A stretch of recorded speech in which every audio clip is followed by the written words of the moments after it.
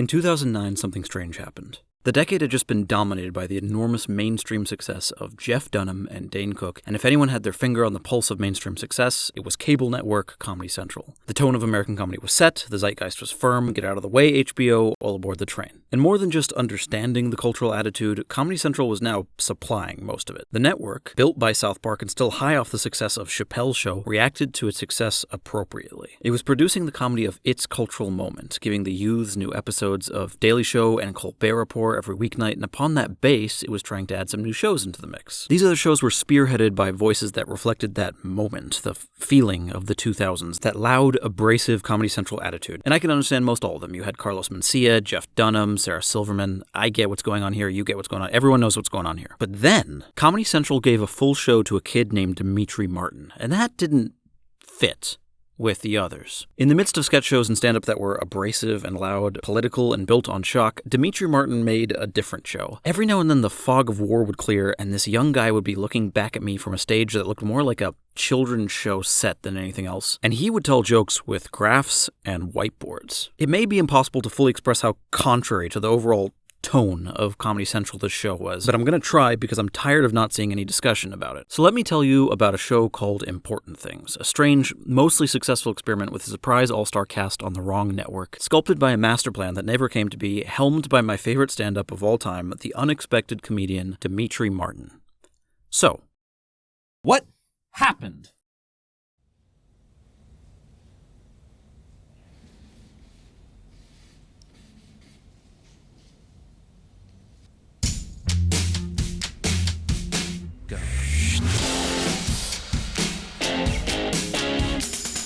Important Things with Demetri Martin.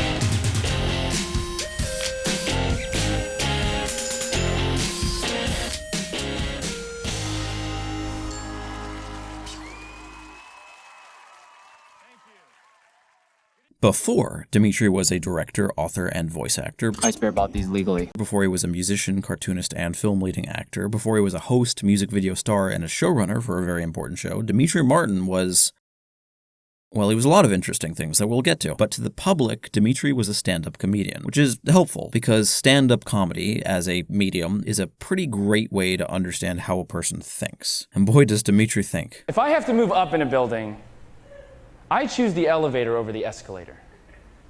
Because one time I was riding the escalator and I tripped. I fell down the stairs for an hour and a half. Stand-up has always been a pretty intimate medium of expression. I mean, relatively. Like, that's not controversial to say. It's mostly just you on stage. There's no CGI, no animals, no soundtracks, no puppets. Get out of here.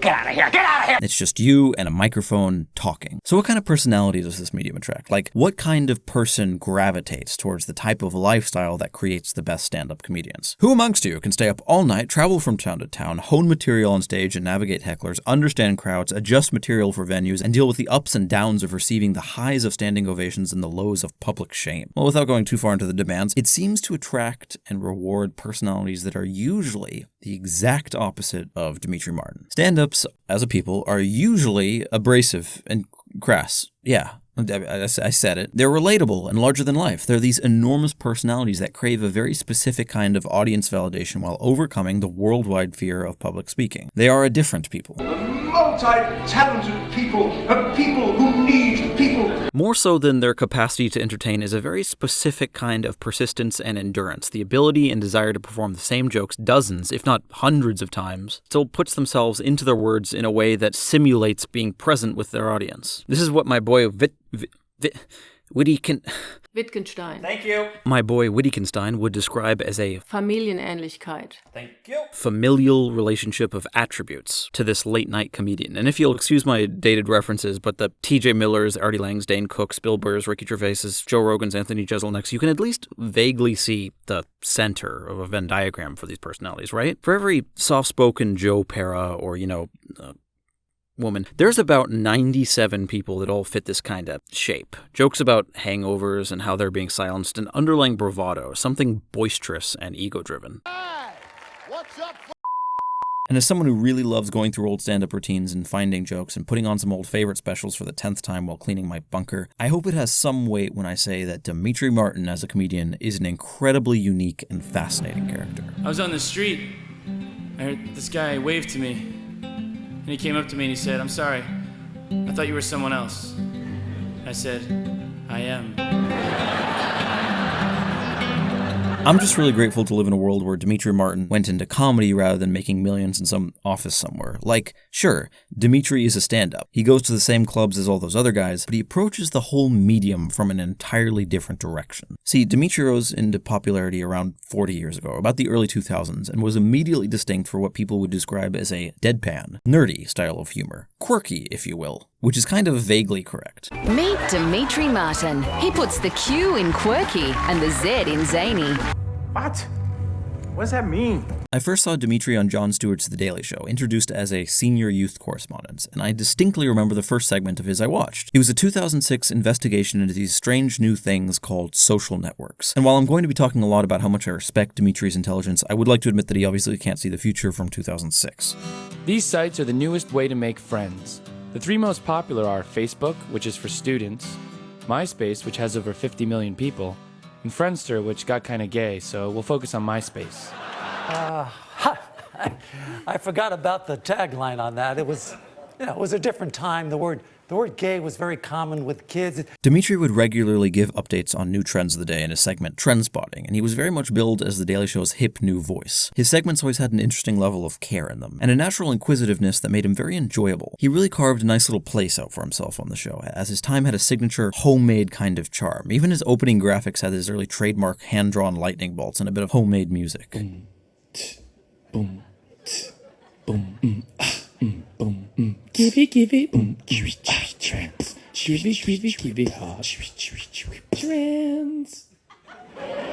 I should admit here that despite me feeling like this segment went on for years, he only made like 7 of these segments total. Young me was so stupid! Being in this mix at Jon Stewart's Daily Show was a big deal, and it would be the turning point of Demetri's career because it's where he would gain a lot of collaborators that would work with him on his future show, including the J-Man himself. I need to emphasize here that what would make his later show interesting wasn't the connections he made while he worked here, but more so, strangely, the hand-drawn lightning bolts that preceded his segments. It was the parts of what he made that showed an extreme craft and care in everything he touched. It was only after his time on The Daily Show that I, and many others, would discover his earlier stand-up work. And this is where Demetri's unique style becomes very clear. His specials and albums are immediately distinct both in what he chooses to focus on in his writing and the topics he chooses to ignore. Let me explain what I mean by the first part of that. You wouldn't think it after watching Demetri Martin, but the blood of modern stand-up is, and has been for decades, storytelling. You may not realize it, but I swear it's true. Oh, I like what you do. You tell stories. When you look at what stand-up has been since Johnny Carson and the age of the one-liner comedians, what is actually being said on stage is quite often a collection of interesting stories, told by a likable protagonist punctuated by insights of a humorous nature. In English, please? In short, Seinfeld had gags, Mulaney had stories. While musicians have hit singles that propel them to stardom, or at least good money, comedians often have good stories. Often the most memorable aspect of a comedian's start is a fantastic yarn they spin. Consider comedians such as Bert Kreisler, whose success was built on one story of his field trip as a Russian gangster. A good story can propel you into a life of stardom. Unfortunately, a good one-liner can propel you into a life of being copied by a viral Twitter account. The thing about glitter is, if you get it on you, be prepared to have it on you forever. Because glitter doesn't go away. Glitter is the herpes of craft supplies. To be clear, storytelling is an incredibly positive aspect of what stand-up can do very well. I am pro-storytelling. Stories are great, and they can do a lot of the legwork in making us empathize and relate to the comedian speaking with us. If you want to make us like you, a good bet is to tell me the story of the time you went to an Enrique Iglesias concert alone. I should say I bought a ticket. No one would go with me. Sometimes people just have a Saruman level of ability telling stories. It can be dangerous. I wonder if I'm the first person to think that. The storytelling aspect cannot be overstated in terms of its effectiveness and power. So when I say that Demetri Martin, for the most part, entirely disregards this advantage of the medium and still managed to propel himself to enormous success in modern comedy, I want to try and express how unique and unexpected that is. Being a one-liner after the year 2000 is the stand-up equivalent of fencing with your non-dominant hand. I'm going to be very loose with the terminology used here, so everyone be chill. And I'm going to refer to this particular style of comedy, the more classical one Demetri uses without storytelling but with one-liners and insights into daily life, observational comedy. Cakes are great because that's the only food that we write on. This isn't a fair description, but I'm going to use it anyway. No comedian is without some observation, but I'm trying to emphasize this as opposed to the narrative one or the more expressly opinionated stand-up. I like an escalator, man, because an escalator can never break. it can only become stairs. This is just a good old classic joke, and modern stand-up rarely has stuff like this anymore. Oh, why do they bury lawyers under 20 feet of dirt? Because deep down, they're really good people. One-liners are small little puzzles, self-contained and beautiful. Sure, stand-up comedy used to be filled with these little guys, but nowadays even reading this thought aloud feels naked. It's stark. This classic style of comedy isn't dead, but it's certainly endangered. Norm Macdonald and Jerry Seinfeld are both surprisingly adjacent to the style, but they belong to an earlier time than Demetri. Norm has little examples of this, but he definitely makes sure to divide his act into distinct chunks, in which his humor can discuss parties and Germany and whatnot. I'll tell you, Iraq doesn't scare me, North Korea, none of those countries scare me. There's only one country, really, that scares me. It's the country of Germany. I don't know if you guys are students of history or not, but... If Norm speaks in rambling pages, Demetri speaks in sentences. I think most people who describe themselves as a people person should maybe check with others before they give themselves that title. For the purposes of what we're talking about, we are looking at comedy at perhaps its most basic and academic form. If we get any smaller, we're just laughing at funny sound effects. I mostly do faces and sounds. That's kind of that's what I do. And despite my love of Mitch Hedberg, Demetri Martin is my easy favorite, the king of this very distinct and precise form of stand-up. Demetri Martin's comedy is fundamentally one of observation. His jokes are usually deft little jabs at the world around him. Saying I apologize is the very same as saying I'm sorry. They're the same, unless you're at a funeral. When they aren't one line, there's usually a small little demonstration of his point afterwards to bring his observation into reality. I think it's weird that when you give someone flowers, you're really saying, here you go, now watch these die. Because I like you. I feel like you should give someone flowers when you want to threaten them. Here, you're next. Man, I just really like this style of comedy. It's not easy to make, but the result feels just so effortless. Demetri doesn't have much interest in long stories or himself, which is actually rather impressive given how interesting his life had been before he stepped onto the stage. His jokes are eclectic and at times vaguely connected, but there aren't stories in his original roster. It wasn't until 2019 that Demetri would tell his first proper story, and instead of a waiter delivering a slice of toast, which felt like watching a fish grow legs. I've really enjoyed his later stuff. Never mind. Until this point, Demetri's jokes would at best be vaguely connected by topic, or stories of walking down the street, which would often playfully reject story structure. Then he went up onto the ledge and he said he was going to jump. It was too late and I couldn't stop him. He jumped off the building. Right after he jumped, I looked down and noticed that Trampoline Emporium was having a sidewalk sale that day. He landed on one of the trampolines and bounced back up. And just as he got to the level of where I was standing, he said, you know, I think a lot of your joke premises are very contrived and hard to believe. His lack of interest in focusing on himself as a figure in his comedy is quite admirable in terms of leaving the money on the table, so to speak. The show is you. Even though one-liners are me too. But the line between me and the content is so thin, almost invisible, often gone, that if I do it too many times, not only do I get sick of the show and hate the show, I hate myself. Oh, that's interesting. Because the show is me. I'm just using up, I'm cannibalizing my personal, private experience to sell it to people. Demetri Martin would become quite famous, leading films, starring in music videos, moving into voice acting, but most people wouldn't know anything about him. Demetri is a deeply fascinating person with incredible life experience and does nothing to brag about his experiences in his comedy. Here's an odd comparison. John Mulaney tells a fantastic 12-minute story of shaking hands with Bill Clinton as a child. And that's great. But you know who else has met Bill Clinton? Twice? Demetri Martin, because he was a White House intern for the man. He can tell you a funny story about his time there, but I only found out about it in this weird little interview that has nothing to do with his stand-up. Which begs the question, who is this guy? Alright, I'm gonna put this next part kind of bluntly. Are you ready for something blunt? Because it's all I got for you. There's no subtlety here. There's only bluntedity. Demetri Martin is kind of a genius. I don't really feel comfortable calling anyone like a high IQ individual, but like, he's just a very high IQ individual. I don't say dumb things like that. Sometimes instead of saying, for example, I'll say something such as, for example. I don't want to go too far here. I've seen a few comment sections that have really spiraled out of control with people finding evidence of his past before he got into comedy and deciding that he was basically a child prodigy before becoming a court jester. But I mean, he really is a fascinatingly intelligent person. This is just me saying this. With respect to the other intelligences and skills of other people who don't portray intelligence in quite the same way, let me say that Demetri Martin appears to be operating at an entirely different level than most of us. Happy birthday, by the way. Hey, I see statistics. Happy birthday. He's just working with different tools. This is my ability to draw mountains over time.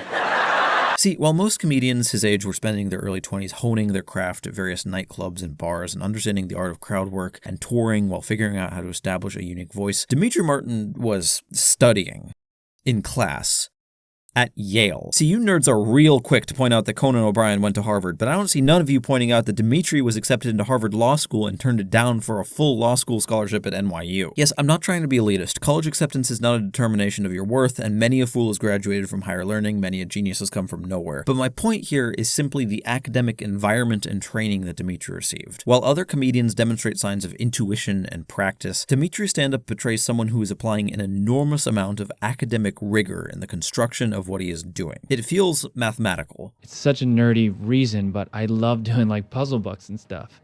So like there was something like aesthetically actually very pleasing that's like felt like it was fulfilling something in me when I learned how to write jokes. And they were like, I remember writing S::P: when I would write a joke.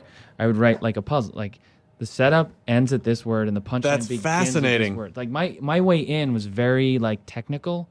Both methods of stand-up have merit, but Demetri is just so interesting. And while he had his training in the nightclubs, it clearly came after years of studying very hard for something that appeared entirely unconnected to his later life. Corporate law. Now, I don't know how Demetri Martin would have fared as a corporate lawyer. I'm not sure what his grades were. What I do know is that he abandoned his fully funded Doctor of Law degree in his final year and went to pursue his passion of comedy, which is crazy pants. He'll talk about it if asked in interviews, and he just casually dropped one of the most motivational sentences I've heard in my life. There are nice touchstones to go back to in your head to say, for me, I'd always say, my worst day in comedy is better than my best day in law school. Yeah.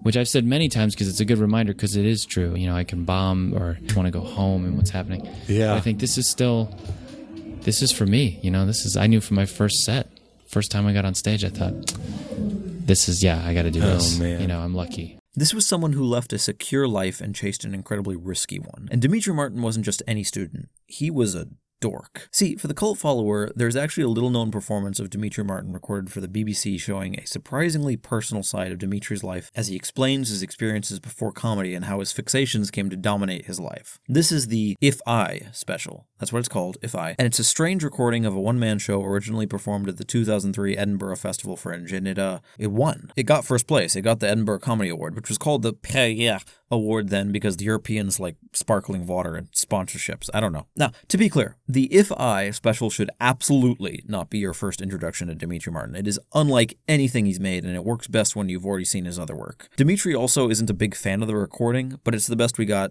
That's not the point. You'd be forgiven for thinking that the person on stage describing how their brain works in the first 5 minutes of this special was a pompous, self-centered egomaniac. But as the special goes on, it goes to a surprisingly dark place as he explains how these puzzles he constructed were a sad plea to establish himself as worthy to those around him. See, this goes across, down, and back. That's 3 ways to say, I'm lonely. Demetri was making 3-dimensional cube crossword puzzles for a school newspaper. Who does this? And would graduate his fractal geometry class by submitting a 224-word palindromic poem. What's with you, man? Come on! And while this is impressive in a self-evident way, Demetri is mostly interested in addressing the larger question of why on earth anyone would spend the time to do this. Like, what is the emotive goal in doing something like this for no discernible end? If I is not a terribly funny piece of media, though I find it very interesting and heartbreaking to see someone try and solve life around them, to the point they're making anagrams of people's names and grading each day on a point system. Perhaps it speaks to a lot of my own insecurities growing up and explains why I'm so fond of Demetri's style now. Demetri Martin's comedy, as shown in his later special, is a deeply comforting yet invigorating sort of humor. I think my favorite thing of all time ever, of everything ever, is exaggeration. No, I'm sorry. I like second guessing the best. I prefer second guessing. That's the best. He's always interested in slightly adjusting an existing framework to make it ridiculous. And what he does on his large pads of paper is always really interesting to me. Parties. This is how fun the party is based on the type of party. The toga party, very fun. The birthday party, also fun. The house party, fun. Big drop-off for a search party. Which leads us to 2009. Demetri was doing very well. He'd gotten appearances in movies, he had a stand-up, he'd gained a reputation as the young new kid in comedy, so Comedy Central decided to give him a TV show. Despite all that I've said, I still can't figure out why they did that. Important Things with Demetri Martin is a fascinating show. I don't want to claim it was a superbly crafted piece of entertainment, or even among the best skit shows of all time, but it was several incredibly interesting things happening at once. Also, just to be frank, I don't think it's pound for pound the best comedy that Demetri Martin has produced. I think his specials may be better as pure comedy, and his career after the 2010s also goes in some interesting directions, but the show has some very special things going for it. Important things, if you will. It's an incredibly simple show in conception. Each episode is named after a titular important thing, such as power, safety, or literally the number 2. I'm delighted to inform you all that the episode titled 2 is the only important thing with a sequel episode, 2-2. Part 2. This is a good one.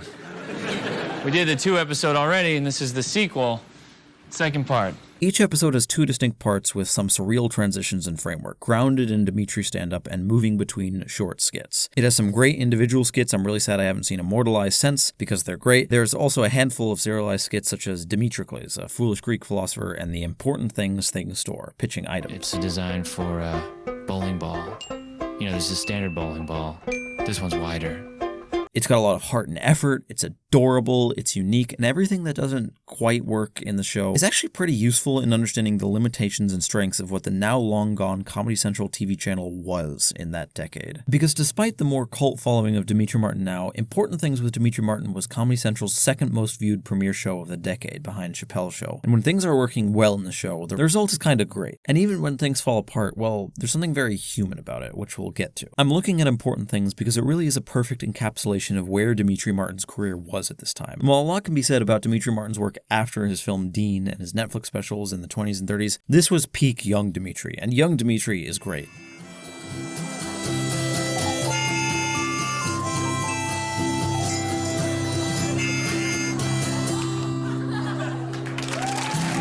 See, Comedy Central, as a subsidiary of Viacom, was once the coolest kid in town. This was the Comedy Central that created South Park, The Daily Show, Chappelle. We talked about this. Look upon his works, ye mighty despair. Charlie Murphy! This channel giving you a half hour to perform on Comedy Central Presents was once a huge deal, and I found quite a few of my favorite comedians through them. Comedy Central was a titan, making money hand over fist, which makes it even funnier when you realize that they were famously stingy with giving any of their shows any budget at all. These motherfuckers won't even let us have snacks at The Daily Show. See, for decades, Comedy Central was not interested in spending any more money than was absolutely necessary. The money Chappelle's Show made alone could surely have built empires, but you can visibly see when watching the show that corners were cut whenever possible. That reminds me back in the day when I used to do like Chappelle's Show. That was like Viacom, and that was the funniest thing ever. They would always be like, we don't have a lot of money. So you'd like book a part. They'd be like, yeah, you're playing a SWAT guy. Do you have any combat boots? And you'd be like, yeah, no, I don't. Any of your friends? Do your friends?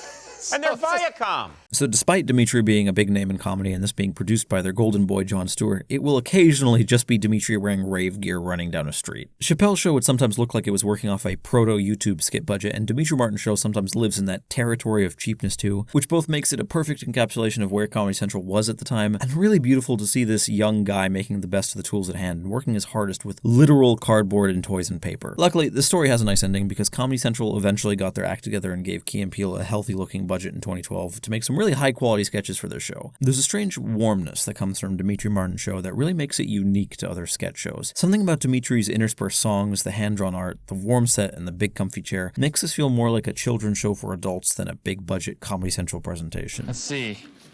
We could show repeat, re-show Pete. I want to re-show Pete.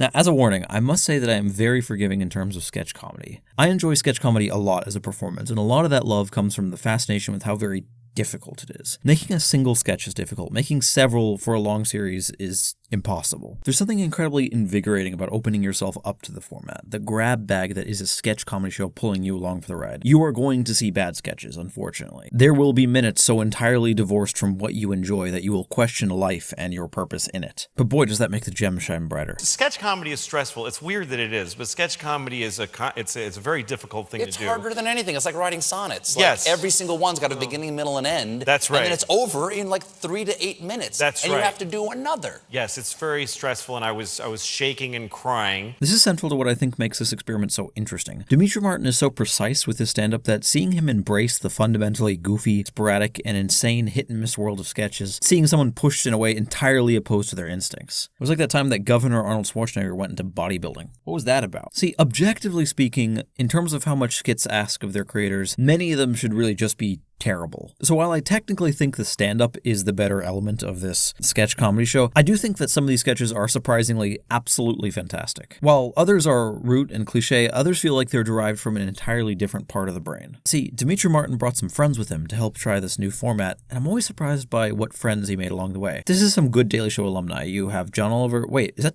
David Cross, John Mulaney, and Nathan Fielder writing a lot of these episodes. If nothing else, the show must be thanked for introducing the world to the omnipresently talented Megan Gans. A lot of people call me Meganza. Actually, my full name is Megan Ann Gans. That's a great idea, Megan Gans. Plucked from The Onion and into the world of television for this show. Oh, you wrote these? I wrote these for each of you.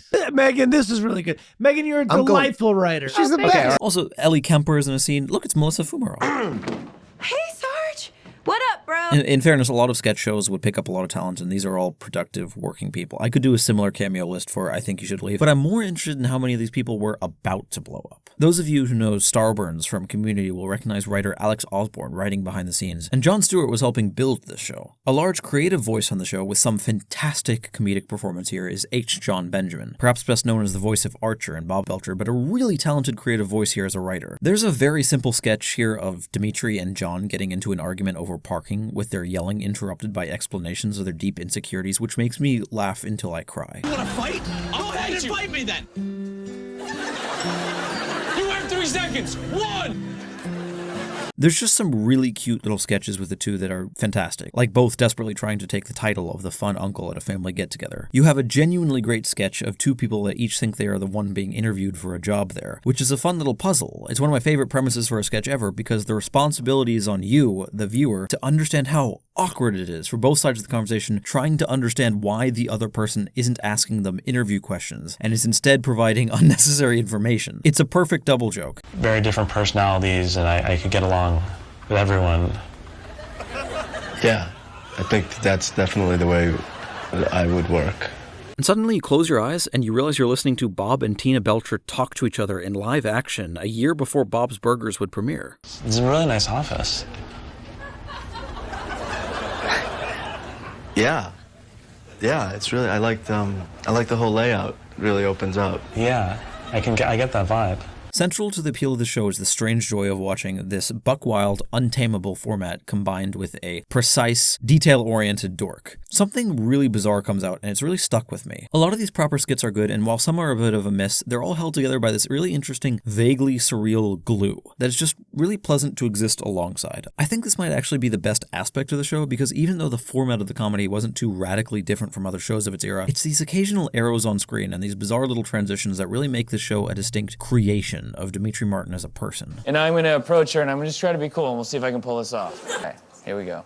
Excuse me. I just wanted to ask you if you were doing it. Demetri shot in 16mm for some of these transitions, and you can really feel the emphasis on color and odd sounds, connecting everything in this really fun way. I feel that the central problem with Demetri Martin's public persona, both in the show and throughout his career, is that people don't recognize what is genuine egotism and what is perceived egotism. Demetri Martin is not a comedian who puts weight on his personality for his comedy. It just sometimes looks that way. On the flip side, Jim Jeffries, for example, is a comedian who puts a lot of weight on his personality and his comedy. It just doesn't look that way because he is purposely making his work appear effortless. When Demetri Martin begins a set, he often has the stark introduction. My name is Demetri and these are some of my jokes. My name is Demetri and these are some of my jokes. So here we go, jokes.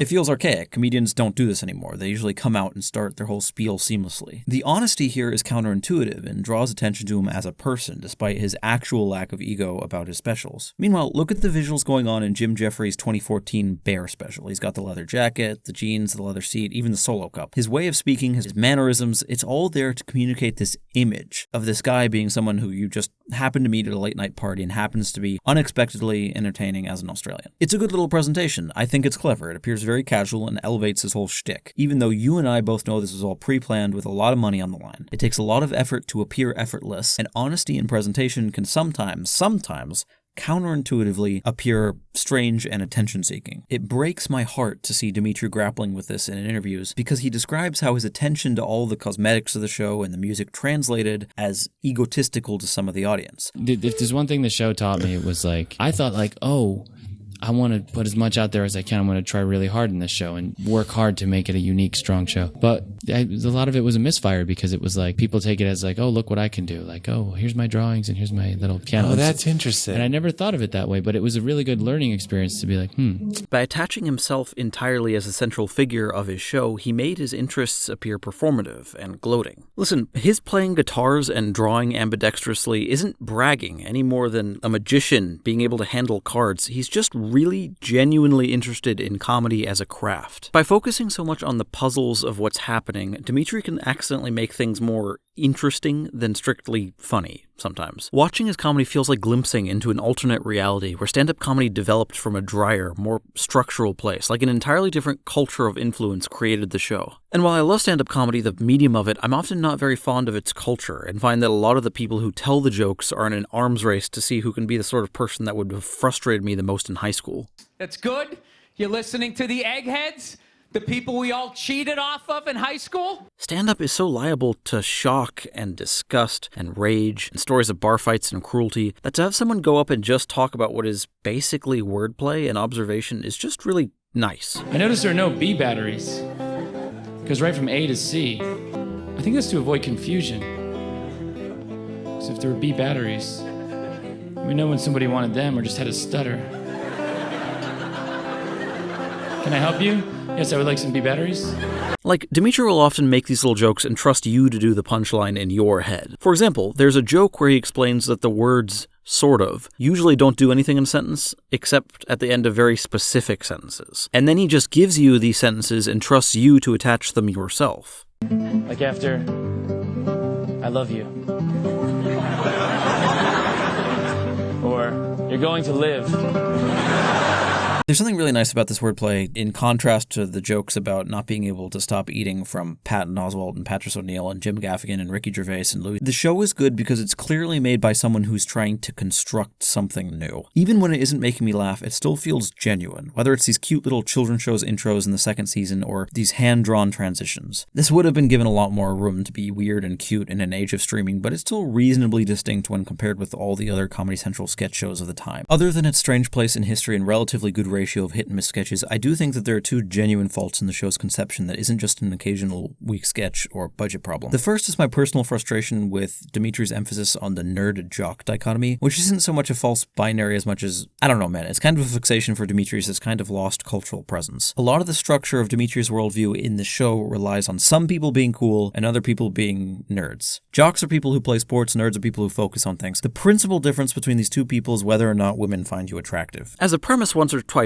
sure, but it unfortunately is the only part of the show and Demetri Martin's work as a whole at this point in his career that lets him self-identify. And all we get is that he thinks he's a dork who most women would not find attractive. Which isn't true. I mean, just look at him. There are occasional moments when I'm watching the show and it's actually a really enjoyable sketch about two cool dads, but there's this moment when they're both catcalling this woman and it's just the tip of the iceberg in this layer of the show that is just obsessed with how female attention can transform dorks. I really do think I'm overanalyzing it at this point, but it stands out as a surprisingly stark expression of a mindset a few decades old when the rest of the show and most everything Demetri Martin has made has aged really well. The second problem I have is that, well, this is a Comedy Central show. Demetri Martin's work is relatively clean as a comic, generally pretty innocent, but the show pushes him in some directions that are more Comedy Central than the rest of it. Basically, if you were to stop this video and go watch the show right now, you might be surprised by the various tones of the show, and that's my bad. I thought I should be honest about that. Tonally, it feels weird that a lot of what I enjoy about the show is its innocence, but it's not 100% consistent. Occasional sketches will get kind of crude in a way that clashes with what makes the show unique. It's not terrible in itself, it just has a slight smell of betrayal of character to it all. This is a sketch comedy show. My defense for the show is that every bit that doesn't quite work, nearly everything that falls a bit flat for me, accidentally is a very good demonstration of things that were popular in the 2000s. This sketch just showing bird pranks, which only gets, 93 seconds of screen time, is is pretty terrible. But it suddenly takes me back to a time where Jackass and everything surrounding it in the cultural miasma was weirdly invested in pranks. Even the transition into HD widescreen from season 1 to season 2 interests me, because it reminds me of having a square television and suddenly realizing that shows were starting to be filmed in widescreen. I didn't have an HD television. I was missing out on the left and right sides of the screen. Your grandma on her old square TV doesn't see this awesome thing over here. So what at its center is important things? What is the central message? What's it trying to do? Well, here's where we hit the heart of darkness. Demetri Martin attempted to intellectualize the show to a breaking point and came out with something fractured. While I can point to Key and Peele and explain a distinct amount of political direction to the show as a whole, I can't do that with Demetri's show because the fascination with puzzles and structure overcame any desire for central theme. In trying to describe something central to the show that isn't in the character of Demetri Martin, the beating heart is a single image found in the official DVD that makes the whole project make a lot more sense. I want to tell you about the master plan. If you somehow get your hands on a physical DVD of this show's first season and find yourself on the third page of the DVD extras, you'll see a small, innocuous image called Early Production Graph. You cannot find this image online because no one's bothered to upload it. Due to the technical resolution limitations of the DVD format, you cannot read this writing natively, so they divided it into 4 different pieces you can zoom in on. However, I have the only software on Earth that can properly stitch these 4 images together into a complete whole, which is, of course, 1996's Curious George Early Learning Adventure for personal computers. So let me quickly get my emulation software running, load it up. Gotta go into the puzzle-solving minigame. Very easy does it. There we go.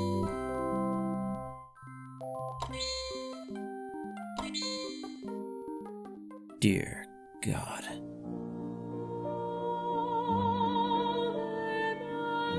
In 2009, something strange happened. Demetri Martin laid the plans for a show in which every scene would be connected, weaved together with cosmetic links in such a way as to make this unimaginably complicated image make any sense. The director's commentary has little glimpses of this master plan in which this weird facial hair on Demetri here would have been connected to a character in another scene. I don't think this plan went very far because I think it's a truly ludicrous request of a sketch show of that time period and schedule, but the thought that went into this plan does give me an answer as to what Demetri thought he could do with his show that no one else had really accomplished. I know it's silly, I know that this image means nothing to most anyone but me, but to me, this image has all the tragedy of an unrealized dream. It is a truth universally acknowledged that sketch shows cannot maintain continuity. It's trapped in the definition. If you connect these sketches more, you'd have something else entirely.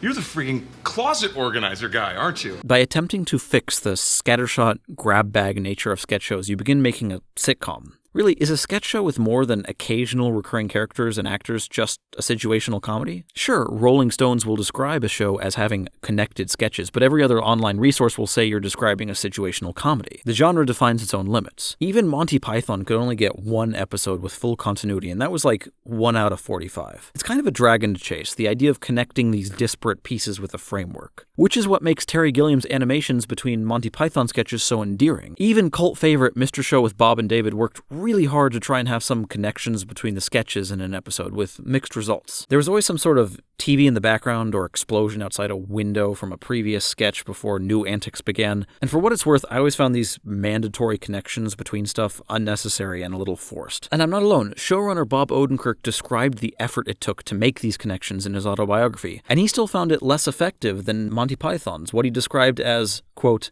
the Terry Gilliam palate-cleansing breath of absurd air to space out our often overly thick comic premises.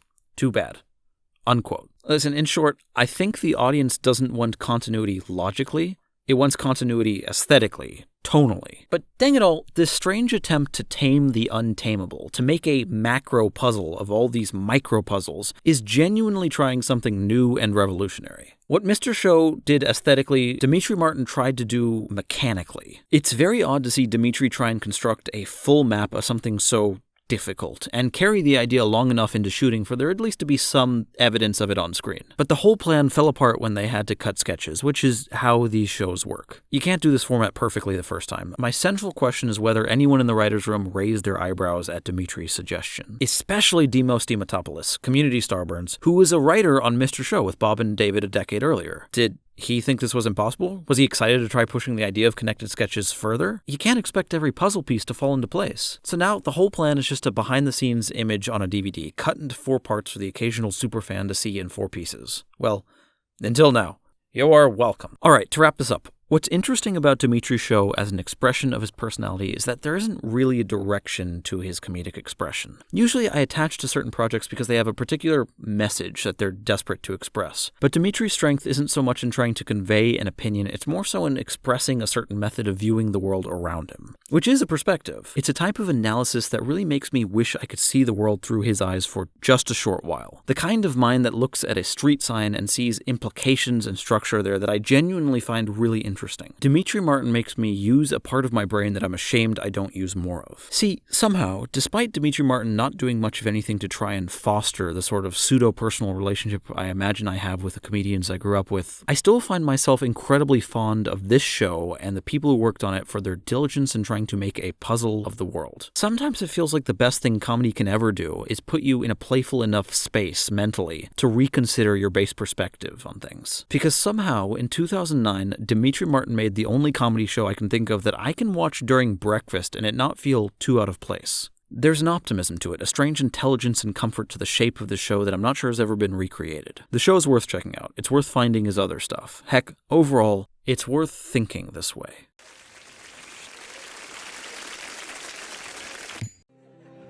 I feel like my washing machine is sneaky. Because I put clothes in there and detergent.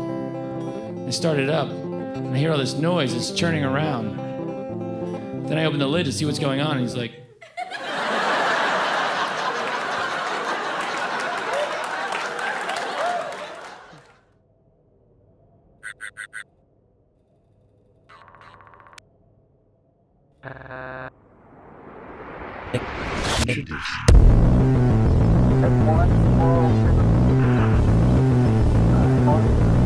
I see something cool.